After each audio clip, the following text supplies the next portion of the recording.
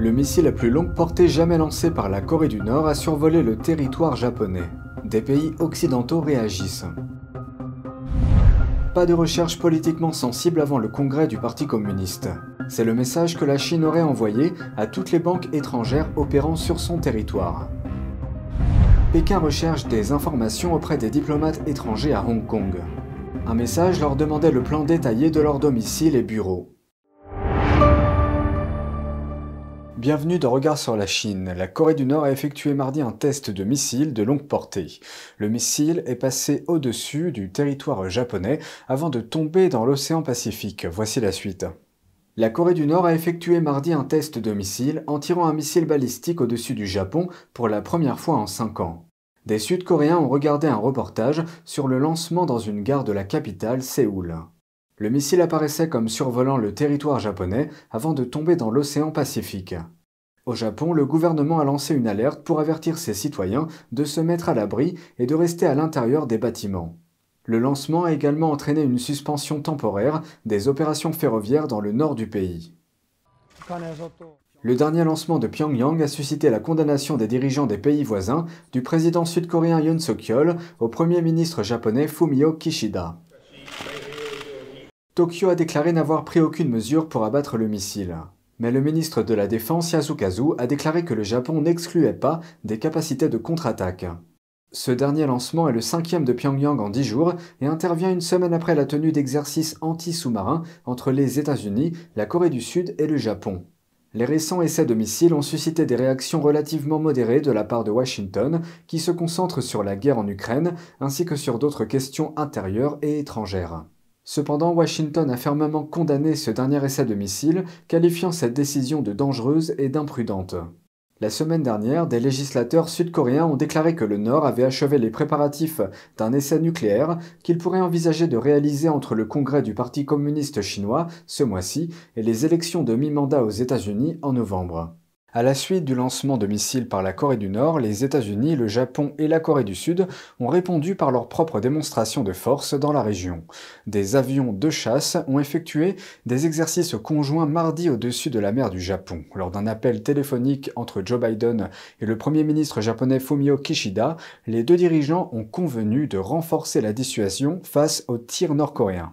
Des avions de guerre sud-coréens ont également décollé lors d'un exercice de bombardement de précision et ont tiré sur une cible virtuelle au large de la côte ouest de la Corée du Sud. Les responsables sud-coréens ont déclaré que ces exercices visaient à démontrer leur capacité à frapper des cibles nord-coréennes. La Corée du Sud et le Japon ont déclaré plutôt que les missiles de la Corée du Nord sont capables de vols à portée intermédiaire et à longue portée. Des experts émettent l'hypothèse que le lancement était un test pour une arme qui pourrait viser le sol américain. De nouveaux reportages suggèrent que la Chine cherche à garder certaines informations secrètes et qu'elle demande aux banques de l'aider. Pékin demanderait aux banques d'investissement étrangères de garder le silence en ce qui concerne les politiques à l'approche d'un congrès important du Parti communiste. C'est ce qu'indique le Wall Street Journal citant des sources anonymes. L'autorité chinoise de régulation des valeurs mobilières a envoyé un message aux banques d'investissement, notamment aux filiales chinoises de JP Morgan et Goldman Sachs. Il demande aux banques de ne pas publier de recherches qui pourraient être politiquement sensibles. Dans le passé, les autorités chinoises avaient déjà fait des demandes de ce type aux banques étrangères avant des événements politiques majeurs. La réunion clé du Parti communiste est prévue pour la mi-octobre. Elle déterminera qui occupera les postes du pouvoir en Chine. Le dirigeant actuel, Xi Jinping, devrait obtenir un 3e mandat. NTD a contacté JP Morgan et Goldman Sachs pour un commentaire, mais n'a pas reçu de réponse pour le moment. Des diplomates étrangers à Hong Kong ont reçu une requête de Pékin. Il leur est demandé de fournir des informations sur les plans de toutes leurs propriétés. Et il ne s'agit pas seulement des plans de leurs immeubles de bureaux. Sont également inclus dans la demande les plans des logements des diplomates.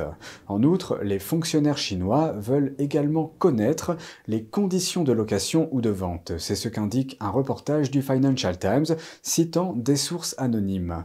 Les diplomates craignent que Pékin utilise ces informations pour installer des dispositifs d'écoute. Un ancien consul général des États-Unis à Hong Kong a déclaré au Financial Times que cela pourrait refléter un changement d'état d'esprit.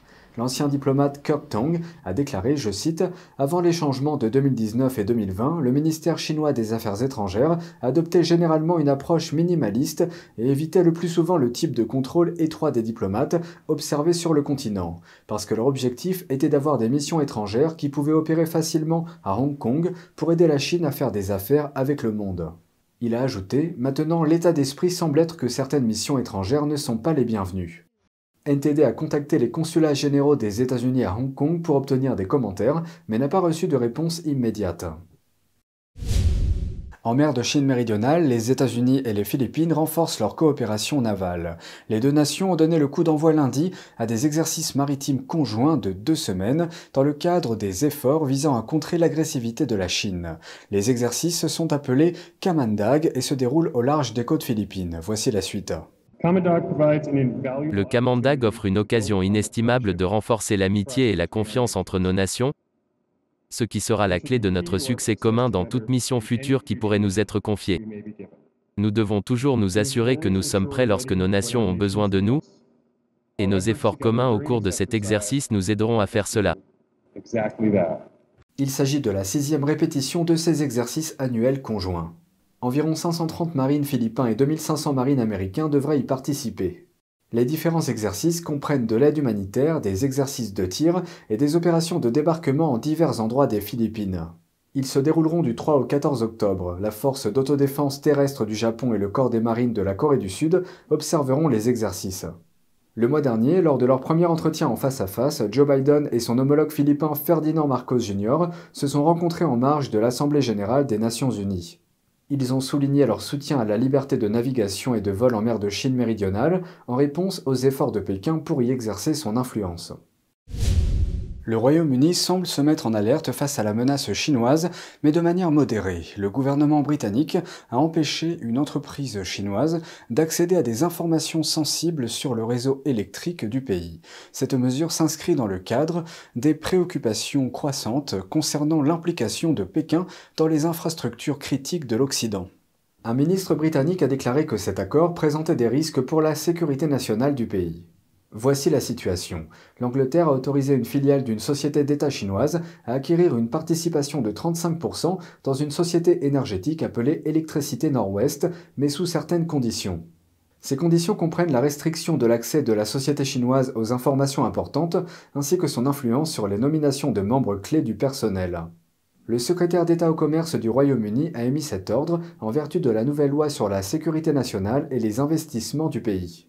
Cette loi confère au gouvernement le pouvoir d'intervenir dans les acquisitions qui pourraient nuire à la sécurité nationale du Royaume-Uni. C'est tout pour aujourd'hui, merci d'avoir suivi Regard sur la Chine. On se retrouve demain pour une nouvelle émission, prenez soin de vous et à bientôt.